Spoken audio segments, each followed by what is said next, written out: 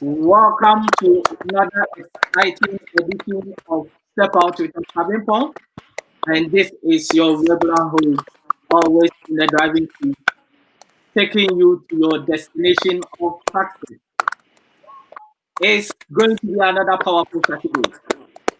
I'm already excited because my guest is seated on the hot seat, and trust me, it's going to be an exciting journey.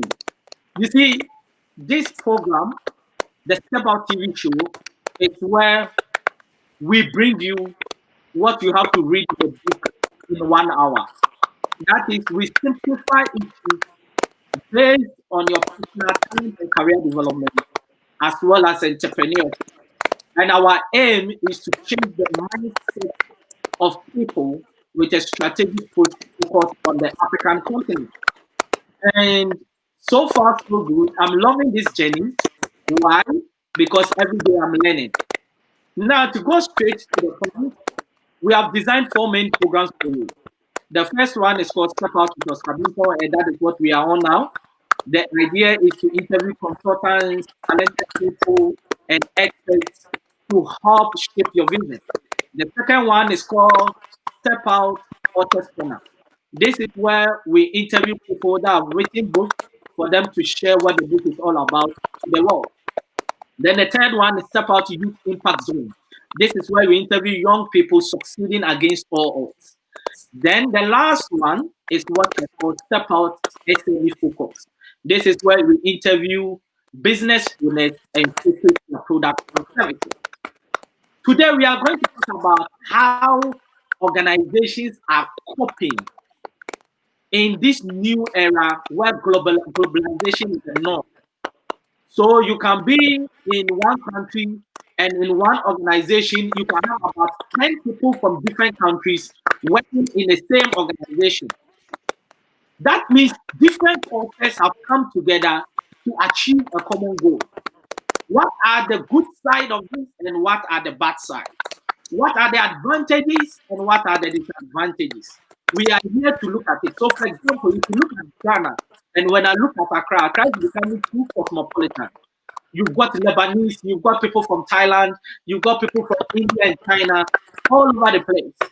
Meaning that we are getting people from different cultures integrating into our society. How do we deal with such a menace and how do we manage it better? I don't have all the answers, but I've got somebody that have got the answers. And who is this person that I'm talking about? She is the CEO of what we call People Factory. He is an HR and leadership consultant. She is in the person of Dr. Hazel P. Berrard Amuah. Please welcome to Step Out with Bimpong, and you are live on T2i TV.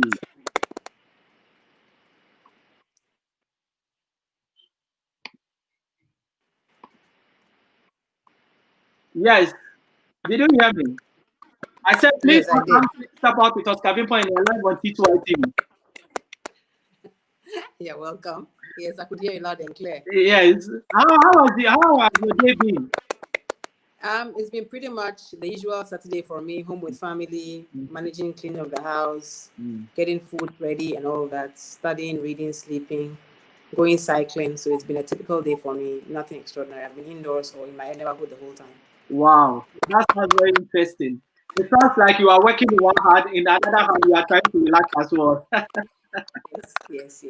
Now, I ask every guest this question, and that is, who is Dr. Hazel P. Berrard Amuah I did not cover? I think a woman in her mid-40s, an HR practitioner who has practiced the craft for about 25 years. I'm a leadership consultant. I consult for business strategy as well. And I also work for other organizations as an employee. I'm a mother of 2 children, 2 biological children. I have 1 adopted son, third girl of Dr. and Mrs. J.C. Amuah, who are based in Takoradi. I love to have fun with family and friends. I believe in balance, which is having a lifestyle apart from being solely academic or very professional. So I believe in reading a lot. I believe in gardening. I believe in keeping pets. I believe in cycling. I believe in walking. I believe in just having some balance with your life. So that's who I really am. I love people very, very much. I think the human being is a very wonderful creation by God to exist on the earth and to do great things. I believe people have potential that can be unleashed depending on how you interact and communicate with them and how you make them comfortable. My key values are integrity, credibility, hard work, and belief in my source being God. That's Hazel Berrard. Wow, that is very simple, that is very powerful, and that is very straightforward. I can only appreciate that you have a very good discussion today. Now, let's go straight to business. What is culture? Okay, so what is culture? It's a question that's been asked for a very long time across different organizations, across different institutions, across different enterprises. Culture is a very big, broad construct that has been studied for years. And for a long time, there wasn't any one particular definition for culture because it highlights the importance and the complexity of several dimensions that come into being to determine how people behave, the kind of values they have, their norms, their basic assumptions, and what informs the way they communicate, what their core values are, what their belief systems are. Culture includes things around the way people dress, the foods they eat, the language they speak, everything around how people in general behave is culture. So normally culture is peculiar to a type of people in a particular place. So historically, it's about where people come from.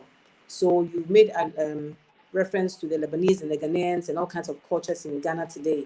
So if you take a Ghanaian, for example, what kind of culture, what kind of behaviors, what kind of language does the Ghanaians speak? And I can go into detail and crack culture up in that context, look at tribes and dialects and clans and societies and communities and families. But the broad concept of culture is just about the way of life of a particular people. And it's intangible. You cannot touch culture physically. You cannot touch culture. It's intangible, but very, very powerful.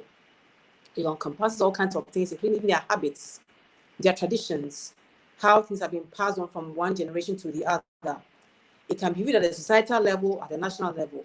So culture is really a very broad construct. However, if you look at the discussions that we have today around the use of culture, it is even permeating the corporate world. So you can have a culture of an organization.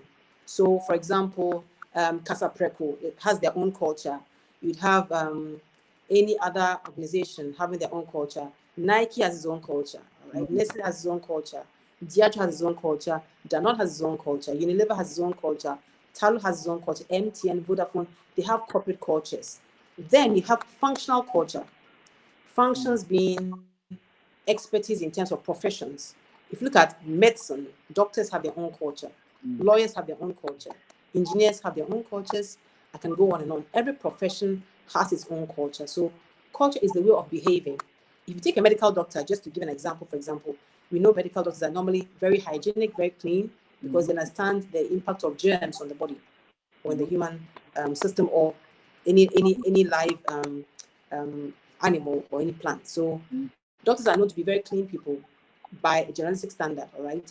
If you take accountants, they are very, very big on the numbers. Accountants would always focus on how things play out in terms of numbers. If you take a lawyer, it's about looking at language and looking at what is legal and non-legal or illegal and all of that. So every function, every profession has its own culture as well. So culture itself is not just nationalistic or in society. It also has to do with people of a particular place, or a particular profession, or a particular institution. So you realize that even in the religious framework, you have certain cultures coming through. So culture is a very, very big broad construct.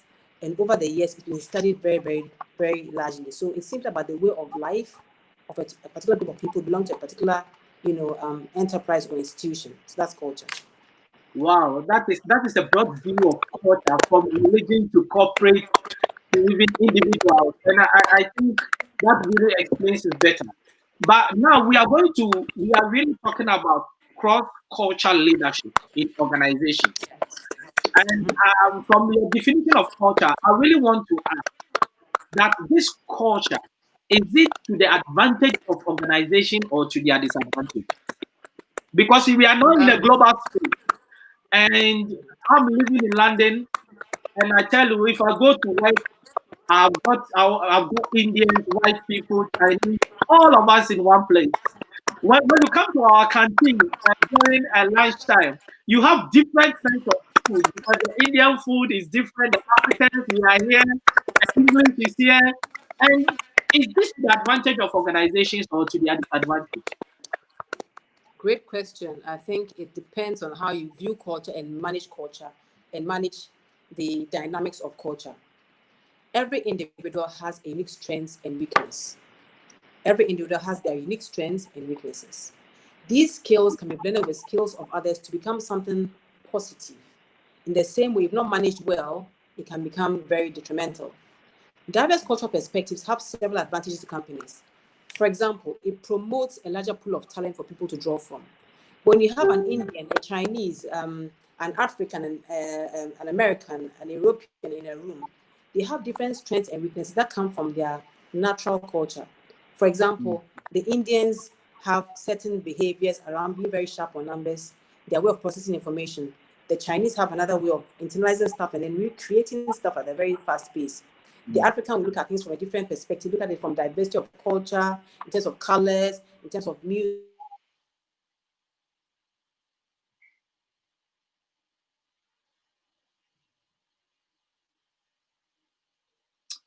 I think there is a bit of technical issue there.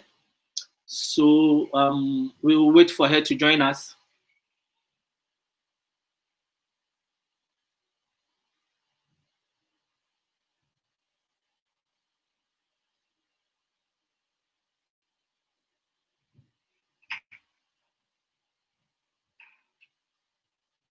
All right, so we will go for a quick break. When we come back, we are going to continue.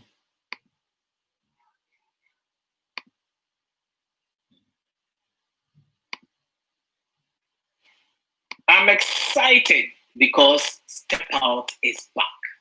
For those that don't know, Step Out is a series of interviews and motivational segments designed to bring the best out of you.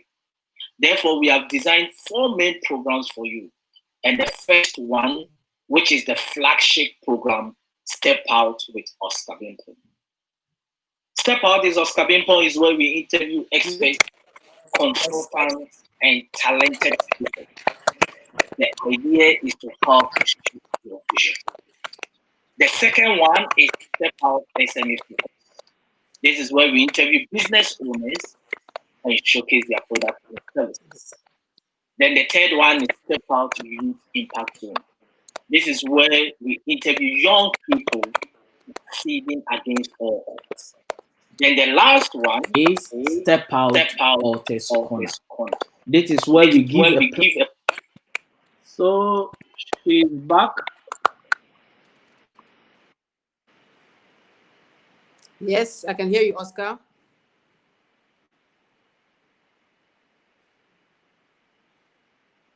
Come in here. I can hear you, Oscar. All right then. All right. So I think we had a bit of technical issue there. Please forgive us. We are back on live. Technology is not always 100%, so we apologize. Yes. So I think we were talking about whether culture has advantages and disadvantages to organizations. Yes. So I was saying that when it comes to culture, people have different strengths and weaknesses. So every individual is endowed with different strengths and weaknesses. That normally beyond their physical creation also pertains to where they come from. So your nationality will determine your strength and your weakness. The advantage to organizations is the fact that when you have a very diverse pool of people, employers or institutions have a larger pool of talent to draw from. So you're not limited to a certain population with certain demographics and making sure they are working in a way that's monotonous because there are certain preferences that are, aligned to a certain, culture. If you have a very culturally diverse pool of people, you have people that can think differently, can retain better talent because you have a pool to choose from. Also, the market knowledge around diversity is very huge. You have complexity in thinking, diversity of thought. This impacts on increased productivity, increased creativity, increased profit for profit-making institutions, and more engagement because you have a diversity of thought. There is a reduced turnover of employees because This comes from the strength of having a cultural diversity, and there's an improved company reputation. Even in Ghana, when people are looking for jobs, they want to work for a multinational because they know the benefit of having to interact with people from different cultures. That comes through where there's a certain value of learning from other people, learning how different people think and behave. There is also an enhanced company reputation, and there's a wide range of skills to choose from. Remember, I was talking about the Chinese and the Indian and the African and the European. There are different ways of thinking. All right. Let's take having a German, for example, in the team. A German is very time conscious. So is a Swiss. They know how to process information. They have a more engineering background and they view things differently. Look at the Swiss, they're very time conscious. An African is able to multitask at a very fast pace. The Chinese are able to copy things and recreate them in a way that is very, very interesting in a very short piece of time. They can use resources that you wouldn't even think can be used to create anything, to create great stuff. Indians are great with IT, they're great with mathematics and how to compute numbers. Imagine having such a team with such diversity. Wow. It adds an advantage to the company. So cultural sensitivity, insight, and local knowledge add more quality to an institution. Also, it makes the institution very agile or easy to adapt different ways of doing things because they already have the agility in-house. You can also assign people different tasks in the institution because you have different people working for the institution. Therefore, you can assign tasks based on these strengths. As you said before, having diverse teams can also bring a lot of conflict because there are different perspectives and different views from other people. Communication itself can be a barrier. Language can be a barrier. Ways of behaving can be a barrier. So what might seem normal for one group of people will be very abnormal for another group of people. I'll give a very classic example within Africa. I was working in Nestle and we had Senegalese people on the team. And we had a Senegalese woman who was a Muslim. And we had Nigerians around as well. Nigerians are very open and very warm people. They like to be very bold. They are very assertive. They ask a lot of questions. So one morning we go to work and a Nigerian man sees a Muslim woman who is a Senegalese. And Nigerians have this greeting. Hey, good morning, my dear. How was your night? Imagine asking a Senegalese woman who is a Muslim, how is your night? It was an invasion of her privacy. Okay. The woman took serious offense. We had to deal with it from a national perspective. And that sort of lit the light bulb that cultures, even within Africa, are very diverse. So between two Black people from West Africa, but the diversity of culture was that intent to create offense, which was not intended. The Nigerian was being friendly to ask, how was your night? In other words, did you sleep well? Was everything okay? Especially considering that both of them are foreigners in this country. And they were both here on a project. But a simple, friendly greeting and question with a good intent was misinterpreted because of culture.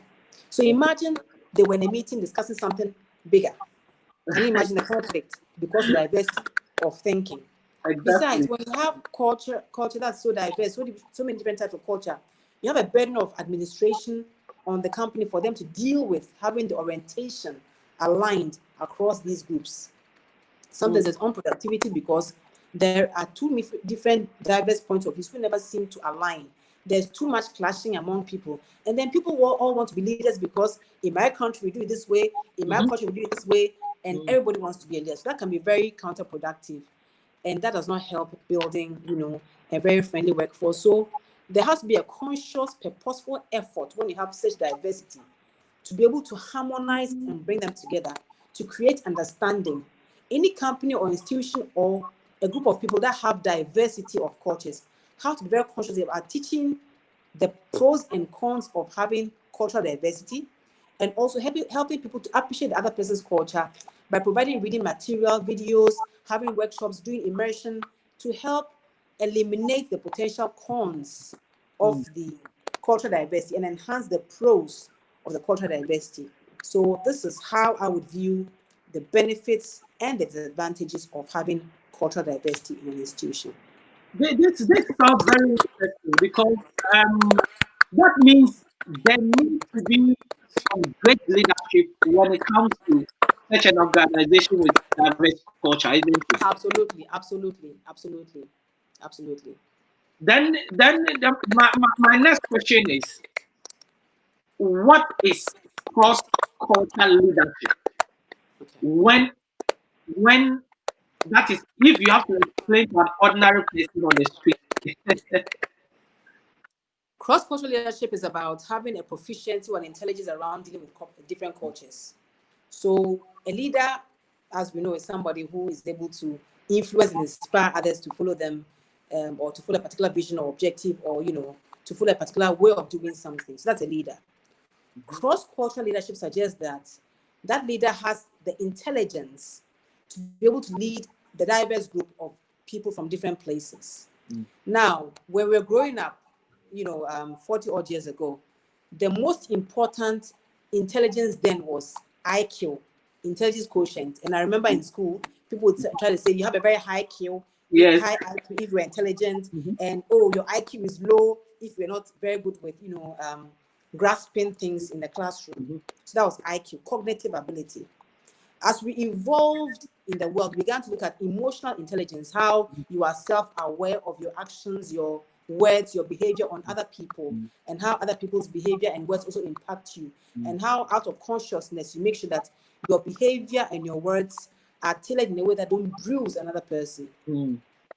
Evolving with globalization, we have cross cultures, which I'm speaking about on your honorable program, about how to have tolerance across different people from different backgrounds. That tolerance is an intelligence that every leader must have.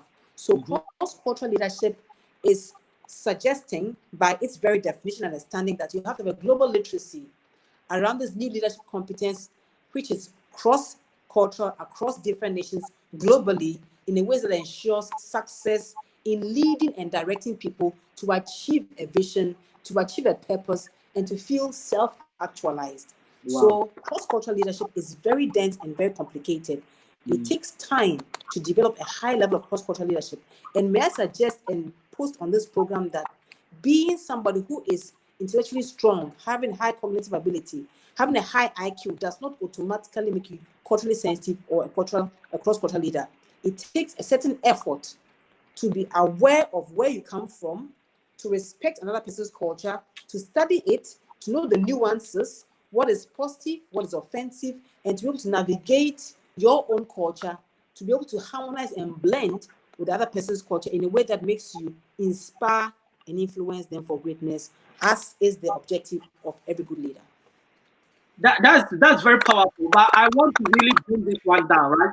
Because, for example, if you take Ghana, we have got different cultures. Yes. So somebody from the Volta region, somebody from the north, the Ashanti, the Gans, that is different cultures. And already they are coexisting and working in particular organizations. Now, because of globalization, there is a flood of cultures also coming in. Now, if the internal cultures are not managed well, do you think globalization of really flooding the market with other cultures, is it going to make it more complex, or is it going to make it more simple? It will make it more complex. Definitely, to make it more complex, because when you have different cultures coming through and you have an already internal complexity, what happens is that there is another layer of complexity. So you first have your tribal differences, the in-groups, the subgroups coming through, and then you have the complexity of globalization bringing something extra. So if you don't manage this very well, what happens is that you would have a double layer of complexity that triggers more confusion and more conflict. And that's very, very difficult to handle. Wow. Reason being that you have foreigners who are already trying to understand the Ghanaian culture, and then they come in and they realize that even amongst the Ghanaians, you have the Ewes, you have the Ashantis, you have the Gas, you have the Kwapims, you have the Northerners, and it becomes very difficult for all of them to be able to understand what that Ghanaian culture now is, because they are dealing with the internal intricacies of the complexity of the local tribes, which are not seen to have alliance and having collaboration to make life easy for the foreigner who comes through. There is this popular joke, which is actually a real joke, that people of color from Africa normally face when they travel and they meet Europeans or Americans especially. You would tell them you come from Ghana or you come from Nigeria, and they say, "Oh, Africa," and they mention, "I have a friend called Oscar Bimpong in Kenya. Do you know him?" And you're thinking, If I ask you who comes from Europe, living in Germany, and I say I have a friend in Spain or a friend from Italy, and I said, oh, Yeah. I have a friend called Gustav. Do you know him? You think, are you serious?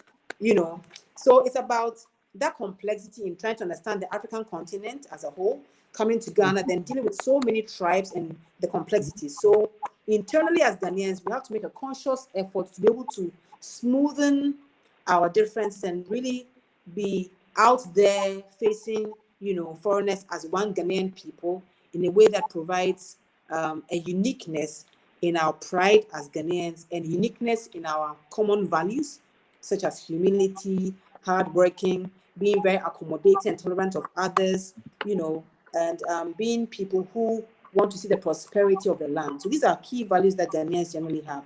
Ghanaians are known to be very warm people, conflict averse, respectful, humble. These are values that together, regardless of our differences in tribes, we should be able to, profess and show in a way that adds value to us as a Ghanaian people. Now, let me ask this one, because this one is my own personal observation. Now, I'm living in Kumasi and a little bit in Accra. For example, in Kumasi, I'm talking about small businesses. Yeah. You go to small businesses and somebody has got a staff of 10. If the owner is an Ashanti, you are more likely that all the staff will be Ashanti. I have a typical example of an Ewe group in Angaga in Kumasi, where all the staff are Ewes, even if they are 2 or 5 or 10 or 15 or 20. Now, is it because of them thinking about the possibility of conflict of other cultures coming in, or what might be the reason? Probably on top of your head, but I think there might be an underlying reason why it looks like they are protecting themselves by only employing their own, just probably to keep a certain level of culture for them to move their vision ahead. Is there any idea? Yes, it's a natural phenomenon for any group of people from a particular place. It's a natural preference for where they come from. So let me take myself. I am largely Fanti, right? If I take myself as a Fanti, I am naturally very comfortable with other Fantis for several reasons. Our culture, our language. So it's my first language. I speak Fanti more than any other language in terms of proficiency, right? So if I meet somebody who is a Fanti, even by language, is a preference. There is a posture leaning and accommodating more somebody from my father's tribe, right? So there is a superior chauvinistic attitude that embraces more somebody from your own tribe. Now, it is also known that while that is true, some cultures or some tribes are more accommodating of receiving and embracing others than other ones. Because cultures, as I said, have beliefs and value systems, and they have norms and they have artifacts that they share. They have religious beliefs as well. In some cultures, they perceive others who are not part of their subgroup or clan as foreigners or strangers. Therefore, the element of trust becomes one that could take a lifetime to establish. Yes. However, some tribes also are more open-minded and more tolerant of others, and therefore can easily trust somebody who may come from another clan. Again, I'm talking from a stereotype perspective. Everything we're talking about cultures right now are generalistic impressions which are peculiar to nationals and tribes. And these are facts that have been studied through university studies or academic research. So I'm not propounding theories which are non-existent. You understand me? So if we take, for example, the Ewe tribe, which I use often in my classes when I'm teaching about how people should work together, there is a certain advantage in the ways Ewes behave, and a disadvantage to how they behave. I'll give you the advantage. Ewes are very inward looking. When an Ewe succeeds in life, their whole village have to succeed. If an Ewe has an opportunity to hire anybody, they will first think, yeah, bro, can I bring my brother, my sister from my village to come and work? Because they think collective. I'm using the term in culture, collective. They think group. Then you have the Fanti culture, and I stand to be accused or criticized. If you go to Cape Coast, I'm telling you, I'll use my own tribe as an example. If you go to Cape Coast, the symbol of the Fantis in Cape Coast is a crab. Mm-hmm. And Yes. there is a lot of talk around the fact that Fantis don't promote each other. Fantis have a pull me down syndrome using the crab approach of, if you put a group of crabs in a bowl, Mm-hmm. the crabs will never be able to climb on top of each other, because once the other crab seems to be climbing up, the other one pulls him down. These are perceptions. I'm using the word perceptions in the context of culture that have translated into a reality that we all seem to believe, and we generalize across all fancies. But the reality is that not all fancies are like that. Number Mm-hmm. one, not all airways are also your bro. Mm-hmm. So these themes or these assertions around people's nationals and people's cultures or people's tribes are not necessarily the same for all people who are the same tribe or all people in the same country. You would have exceptions or you have differences. But the generalistic view that we all know is what I'm propounding from an Elwin Efanti point of view. The disadvantage with having the homogeneous group is it limits thinking, it limits creativity, it limits innovation, it limits productivity, because people think linear, they think the same.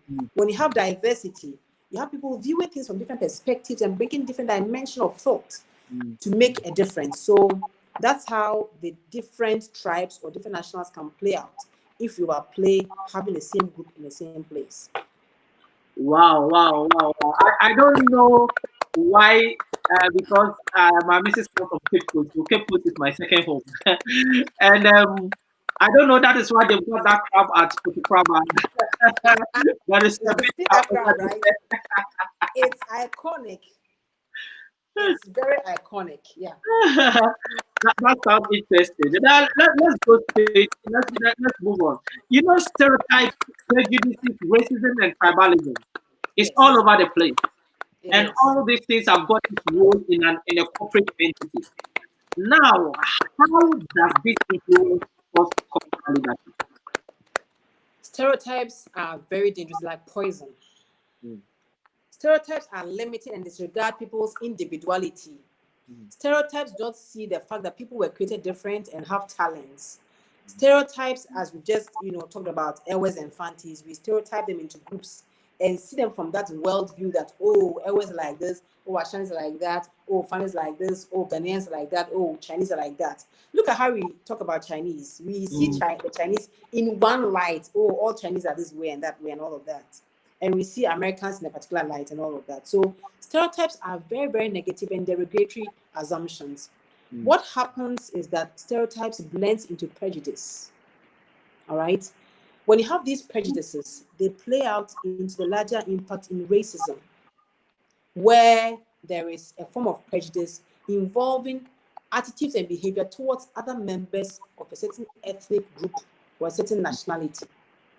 A race is generally about, commonly referred to as an ethnic group of people or people from a specific continent or country. For example, you have the African race, you have the Asian race, and you have the European race, or people of African descent, people of American descent, and all of that. So that is a race. If you don't manage stereotypes, these stereotypes play through to become racism. And we've seen on the global screens these days how racism has led to what we now call Black Lives Matter, mhm, with the sad, brutal death or killing of George Floyd. All mm, right. So if you don't manage stereotypes well, the negative impacts are what we're seeing today in the world, on the world screen. Now, stereotypes are not only at the racial level, they're also on a tribal level. And tribes, by definition, are from the family viewpoint, from communities and clans and subgroups with similar social, economic, religious, and blood ties, normally from a common ancestry. So they also have a similar dialect and all of that. So stereotypes also are linked to tribes. mm, You mentioned tribalism. It's a state of being organized and advocating for tribal lifestyles. So tribalism promotes certain tribal lifestyles. This will impact on the productivity or the health of an organization if it's not nipped in the bud on time. Stereotypes, prejudices, racism, tribalisms undermine success, whilst having a more accommodating, embracing high cultural intelligence promotes the success of the institution. So you realize that cultural acumen and stereotypes are actually complete opposites in terms of how they are an advantage to an institution. Stereotypes will sabotage everything that diversity and inclusion seeks to achieve. Stereotypes limit thought and leadership, they limit relationships, and at the very end, they actually erode the very viability of any institution. So stereotypes are to be avoided. Because the reason why I ask that question is that, for example, I've got people asking me, "Oh, are you from Nigeria?" And the moment you say no, it's like they have a sign of breath. And you see, sometimes they don't even say anything, but they are sending a message. And the fact is that it's not all Nigerians that are bad people. They are very good Nigerians. I mean, very, very good Nigerians. But a few nuts have really stereotyped them to be categorized them in a certain way. So I think for an organization to really succeed, I think these things must really be worked on. But that means that leadership in cross culture, it stands above normal leadership. If there is anything like something above normal leadership, Absolutely. how? So normal leadership will look at the dimension or the skills required to lead people in a very normal way, so in a very small place without having the diversity.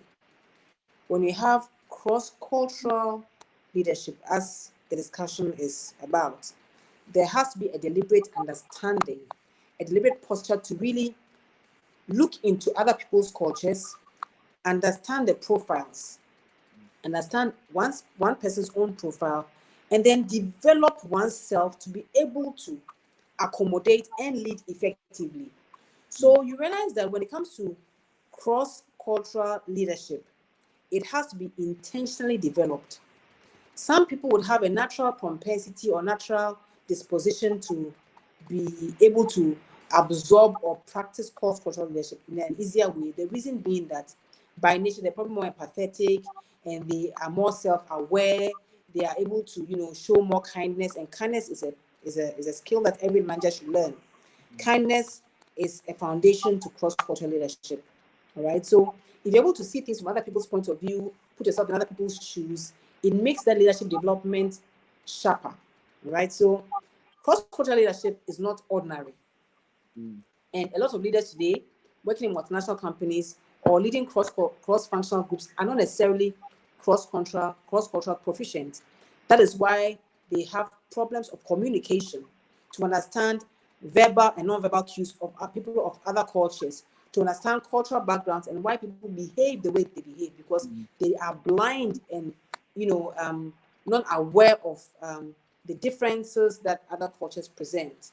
When you don't understand other people's cultures, the way you even deal with them is like a one-size-fits-all approach, forgetting that there are nuances in culture that can be sensitive, that can be offensive, and that can be an advantage. So it's important that people take their time to develop cross-cultural leadership to be able to succeed in leading other people. Because if you talk about that, if you talk yes, about cross-cultural leadership also, let me land by saying that there are dimensions of cross-cultural leadership that are very important, that if you're not aware of, you actually, work against yourself as a leader. For example, power distances, right? Power distance just suggests how you, in layman's language, centralize or decentralize decision making. If you have a nationality or a people of a particular group who are very power aware or have a large power distance, it means that the hierarchy is very important. You cannot address them by their first name. You have to address them by all their titles. Show all the protocols when greeting them. When you have somebody who has no power distance, like the American, even the auntie or the uncle, they call them by their first name. And that's cultural. It's not disrespectful. no. All right. It is not easy to look at an Asian or an African and just address them by their first name for it to be acceptable, unless you have their culture diluted because of globalization or travel or immersion. And then you have other areas around how to deal with uncertainty or ambiguity. All right. Like I said, if you compare the Nigerian and the Ghanaian, Ghanaians are more risk averse than Nigerians. It's a fact. Yes. Right. And you made the example, or gave the example of the Nigerians and how people perceive Nigerians. That boldness makes them take high risk, and some of them do all kinds of things which are sometimes not acceptable. Then you have the individualistic and the collective approach. So those who are silo or think about themselves only and their families only without considering other people because of their individual culture. And that's peculiar to certain, groups of people based on where they come from, versus collective, about embracing, and it's about the we language rather than the I language. Then you have masculinity and femininity also as dimensions of culture. So masculinity is about those who are very competitive, aggressive, they want to get things done, they're pushy, they're bossy, they drive for the results. Versus somebody who's very accommodating, having a motherly family orientation around how they lead people. So these are dimensions of culture. And very importantly, but not lastly, short-term and long-term. People want results quick. It has to happen in 2 minutes. There is no waste of time for anything. They're not lackadaisical, they're laid back. Versus those who are more laid back. So these are dimensions of culture that one has to understand when they're a cross-cultural leader, to be able to manage the different nuances. So if you have a person in your team who comes across as being slow, it may not be their ability or their competence per se, but it's how they are raised, where they come from. That makes them have a long-term view of things, thinking things in a long term, rather than being short-sighted about the here and the now. So these are very important skills to look at in a cross-cultural leadership. Because let me give you a typical example, right? Um, I used to work in a place back in the days, and there was this lady that came from Ghana, and she got a job. And our boss was a white guy, was coming to work in the morning. And this lady, this Ghanaian culture of if your manager is coming, you have to go and hold the bag and just put it in the office. So this lady was like going for the boss bag, and you were like, no, no, no, no, no, no, no, you can't do that. I can handle it myself. So later, she called me in the office, and she was like, Oscar, this lady comes from your country. Why did she want to take my bag? Again, she hadn't done it properly. So she was still living the very good Ghanaian upbringing where when you see an elderly person, Yes, you take their bag and all that. It's a very good practice or a very good of value course, as of Ghanaians. course. We relish in those things, but Yes, as you blend cross culture, you have to yes, style switch to embrace other ways of doing in a way that doesn't offend and in yes. a way that makes you blend more with other cultures. Yes.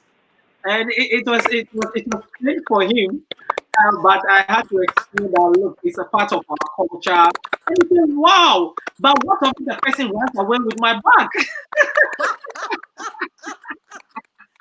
Brilliant example. What if the person wants to with my bag? I like that example. Brilliant one.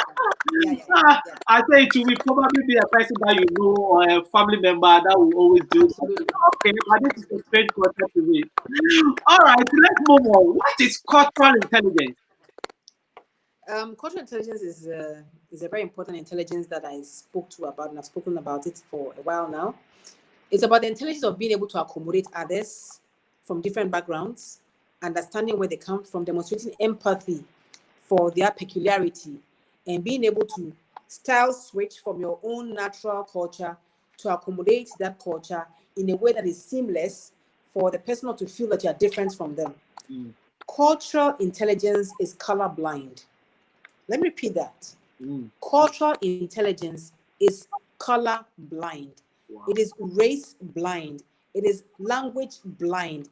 It embraces differences as unity of strength. When you're culturally intelligent, there is no difference between that color and that color. White and black, although it's pink and brown, are the same. Because a culturally intelligent person knows that they are a human being in the same way that you are a human being, created with the same level of intelligence. Our blood color is red. I have yet to meet a human being that has a blood color other than red. Cultural intelligence, you know that this blood, when I cut my hand, you cut your own, whatever's going to flow out in terms of liquid or fluid is red. There is no blue, there's no green, there's no white, there's no black.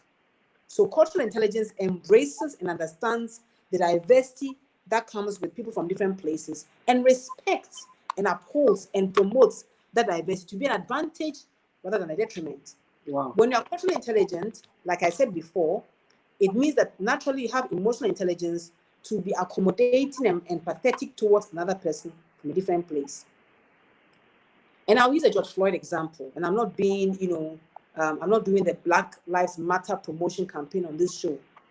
But if that police officer who was supposedly arresting George Floyd was culturally intelligent and had empathy and had kindness in their heart, they would be able to feel that even though, for purpose of context, even though that was not even the case, assuming that George Floyd was even a criminal who was not trying to fight back in a way that would be harmful or dangerous to them, they wouldn't have applied their knee on the neck the way that happened. That police officer is not culturally intelligent, and everything has proven the highest degree of racism in that case. Again, when you are culturally intelligent, you cannot be a racist because you don't have any stereotype, you don't have any barrier, you don't see another human being as being lesser than you are. When you are, not culturally intelligent, you also see another human as being superior than you are. And this is a very typical African or Asian gap that we have to close. Most Asians or Africans, when they're not too exposed to the other cultures, being the Americans, the Australians, and the Europeans, some of them begin to put themselves in a lower position and see the whiter race as being superior. So cultural intelligence or cultural lack of intelligence is not only from a white superiority viewpoint, but it comes from a black inferiority viewpoint as well. How do we bridge the gap for blacks and Asians and other people of mixed race to see themselves as equal as whites? How do whites see themselves as equal to other people of color? So cultural intelligence is that. And the absence of that is cultural stupidity. When you're not wise, you do silly things like killing others for no reason, or putting others in a very discriminatory position, or being very abusive because you're not culturally intelligent. I will give you a typical example of what you're saying. When I was coming back from Ghana just March, because of COVID-19, the borders were closed. There was a special arrangement for them to come and pick us up. But we were standing there, and they told us to wait. Other people have gone already. Then, sorry to say, there was this white lady by my side, and she started going. So I told the security guard, "Why are you going? You have told us to stay here." And I told him that, look, if you don't call her back, I'm also going to follow. Because you don't get one room for another and a different room for the other. So I just also picked my bag and picked my story and left. They came to me and said, you leave me alone. You create an equal platform for all of us. And I think it's about that gap that you are talking about. Exactly. Some people see some other people as superior, not necessarily white people. Even in Ghana, there are some people that are seen superior, so they are being treated differently. For example, if you go to the banks, now that it has even changed. Some people, the moment they enter, they are served, and others will still be in the queue. Absolutely. So I think you are making a very salient point, and I think cultural intelligence. I think you have a very, very good job with cultural intelligence, because with my experience of living in this country, I can see a lot of managers don't have.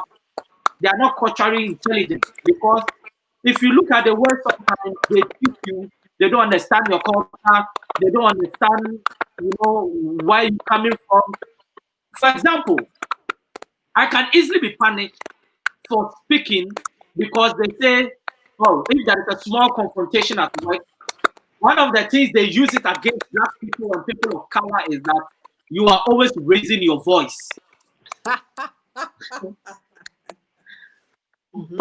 to be honest, that is the way we speak. Exactly. We don't speak Amazon. We don't know how to do it. And I think for some reason, before you realize, they don't even concentrate on the problem at stake.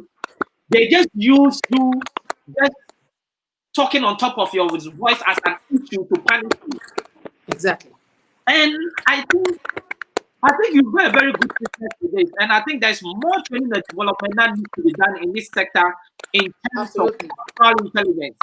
Absolutely. And I hope you are working on it then. Well, I've done classes on cultural intelligence. I'm a certified cultural orientation coach. So what I do in that space is whenever I have to do a cultural assessment for any group of people, I apply the COI tool. The COI tool, the cultural orientation indicator tool. What it does is that if I gave Oscar the tool, Oscar is a Ghanaian, right? Because you've lived in the UK for some time, your cultural orientation will not show the typical Ghanaian stereotype. If I took your colleagues, the British that have never traveled before, they will show a typical British, cultural orientation. If you had an Asian who's lived in America and has lived in Asia and has lived in Africa before, they will have a very distorted orientation because the influence from being an Asian, an American, having an African experience would sort of taint their lens and how they perceive things. So whenever I do cultural assessments or cultural workshops for people, I first administer the tool for us as individuals or for the team to know where they stand in terms of their cultural orientation. Whether they're a typical Chinese, a typical Indian, a typical Ghanaian, and so on and so forth, or they are atypical, having certain peculiarities that they may have picked in their experience or exposure to other cultures. Sometimes you may have someone who has never even